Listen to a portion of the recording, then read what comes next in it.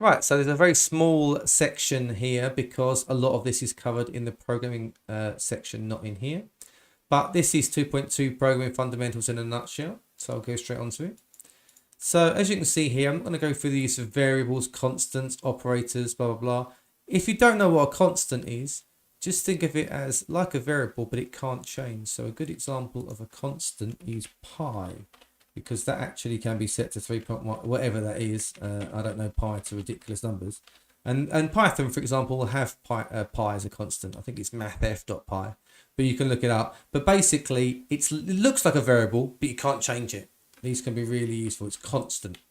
Anyway, so let's go on to the use of 3 basic programming constructs. So every program, there is a sequence, okay, because things run in order. Not a very exciting one. Basically, the computer executes code in an order. A program might have selection in it, and that's basically where you're going to use an if statement to ask questions.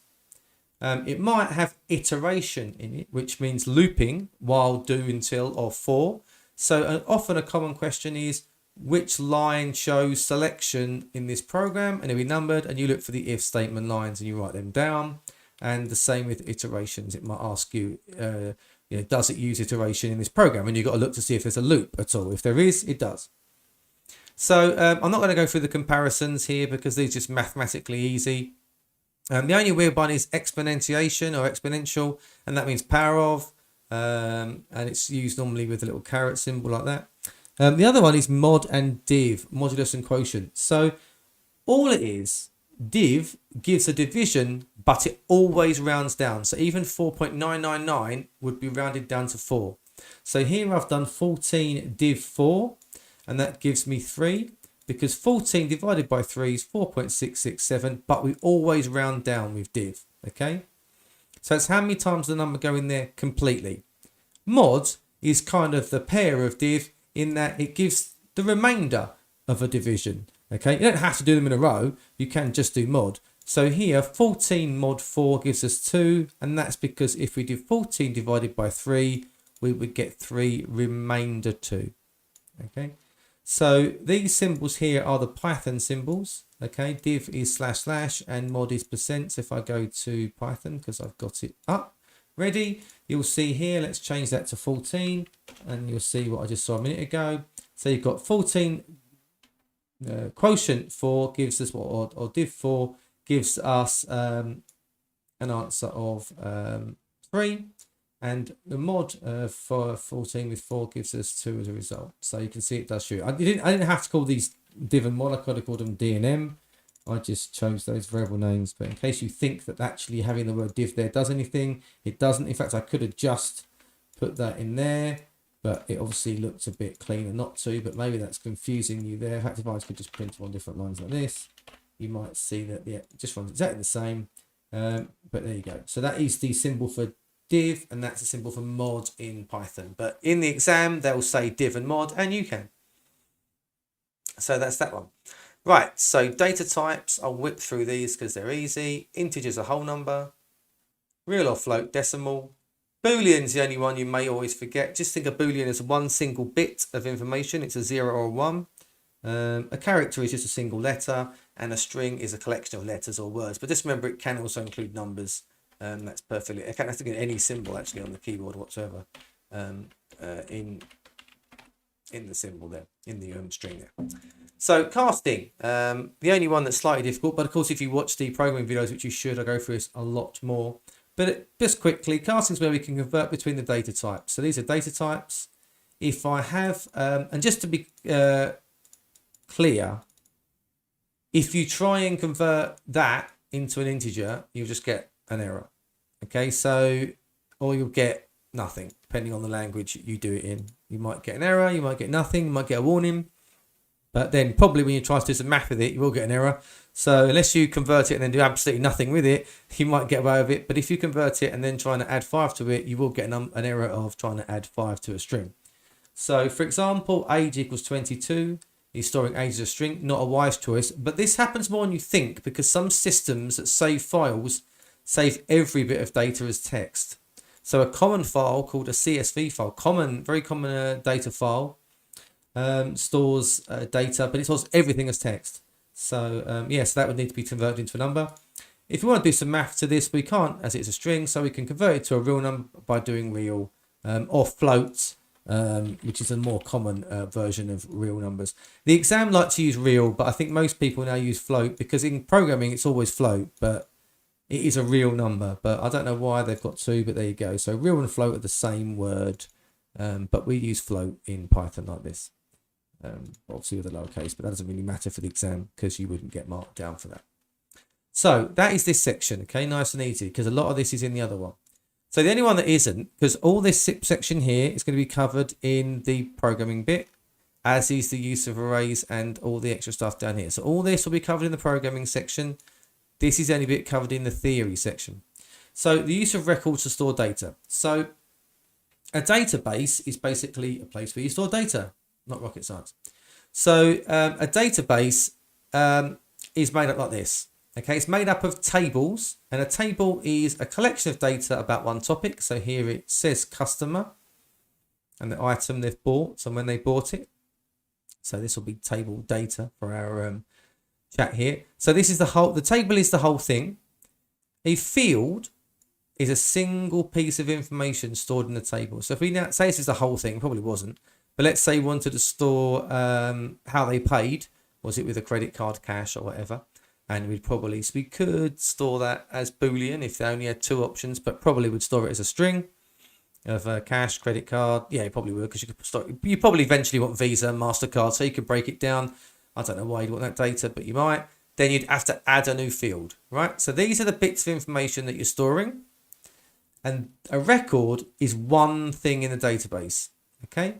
So the fields are the information, and a record is one thing, right?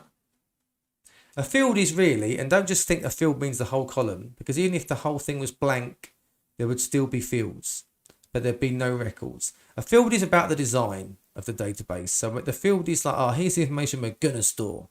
And then a record is one thing in it, okay?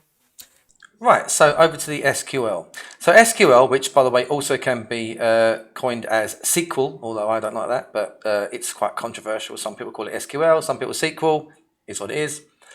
Stands for Structured Query Language. So essentially what it is, it's a language designed to get and access data and alter data in a database. It's very, very powerful. It's very important in computing. You get quite a lot of money if you're quite good at it. And yeah, it's definitely something to look into. So here, let's have a look at this one. So I'm going to just quickly assume that this table is called TBL orders. Okay, because it doesn't seem to have a name up there. Or has it got a little name there? Is it called IJ? But we're going to assume it's called table orders because I can't read that. So this is a table in the database here. Was it given a name here? Oh, it's called table data here. So we'll go back and call it table data. There we go. It was called something. So structured query language, SQL, right? So basically it allows us to do a search. It does allow lots of other more powerful things, but in the exam, they're only going to ask you to do a search. So it comprises of three parts: select, from, and where. Select is asking which, so we're doing a search. Let's say we're searching for things that have a quantity of greater than 10 or greater than 20. Yeah, let's do greater than 20. So what the first bit is which bits of information do you want back? If we only wanted the customer name, we just put customer there. So let's say we only want customer back. We don't want to get back the item or the quantity. We just want a list of all the customers who did buy some more than 10 of something. Okay. So from is where you put the table. And then where is where you put the condition or test. So then you can put where quantity greater than, let's say, or equal to 20. Let's say I wanted 20 or more in any quantity, okay? So that if we ran that, that would come back with just Adam, okay? Obviously, they're all Adam here. But if we go back to this table before, unfortunately, no one else has done more than 20, but you get the gist. It would be any one that has more than 20 would come back. So that's if we did that one. I do a few of these in the example question video. Now, if you want all of the fields back, so you could say the question says we want all the fields of every person named Adam, right? So all the fields, you could do customer, comma, item, comma, quantity. But what if there's like 100 fields? That get quite annoying to keep going on and on. So for all, we're going to teach you something called a wildcard. And star is a wildcard. That means like anything. So for example, if I were to search, it does it in a lot of other areas of computing. If I was to search my hard disk drive or solid state drive for files with a star, then it would give me all the files that begin with the letter A and then anything afterwards. So select from table data. So that's going to give me, a lot of kids get that confused and think that's the search. It isn't. This is the bit that says which of the fields do we want back. And I know you might think, well, why not get all the fields back all the time? Well, what you've got to understand is databases can be running these queries on millions of bits of data or over and over again. So what you don't want is unnecessary data being sent back because this will slow it down. Okay, and speed is important with SQL. It's pretty much the most important thing. Apart from obviously being correct. Anyway, so select star from table data. Let's do where the name begins with A. So you might want to put like where customer equals A star. Well, A star. Now that might be sensible, and in a lot of places this would work. It would say, right, give me all the data where customer begins with A and doesn't matter. Brilliant. But actually, when you're doing a wildcard in SQL, you have to do like. Quite annoying. I don't know why they do that, but there you go. It's the only time there's something irritating. Everything else makes sense. So that would give me back all this information, because obviously here it's Adam, Adam, Adam. If we were to go here, it would just give us the top three. We'd get all those three back. If I did where item, like star, R star, right? That means anything, then a letter R, then anything. So let's go back. So that would give us pears and oranges and strawberries and grapes. That was the worst letter to pick ever. Let's do N.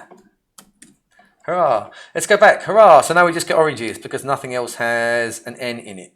So that would give us, yeah, anything at all. A more common question is something like they will say, they'll give you two fields, like give me customer and ID and item. From table, and they give you the table, where, and they'll say where the quantity is greater than or equal to 8. And they do where quantity is greater than or equal to 8. You can do and as well, if they say and the item is a pair. So you might say all the pairs whether someone buys more than 8. Sorry, not 80. So then you would say and item equals pair. It doesn't matter which way round you do it. You probably do item first because obviously it's the first one, but it doesn't matter. And you can also do or in there like this, and you can do not around, like with the Boolean. You can do and or not, and or, you know. So that would give you all of the items that are not pair. But another way of doing it, there's two ways of doing that. So you can do the not, or you can use the math for not equal to, which is that. So you can say item not equal to pair. So there's either way around you can do it with not, but there is a keyword. So really confusingly, that would actually be where item is equal to pair. Strangely, because we're saying where this is not true. So that's saying, right, get all the items that are not equal to pair. And then we're saying, but do the opposite of that, because that's what not does. It flips it. So that's just a bit confusing, but don't worry about that. I just thought I'd show you it. So yeah, that's what SQL is. I'll show some questions in the video, so good luck.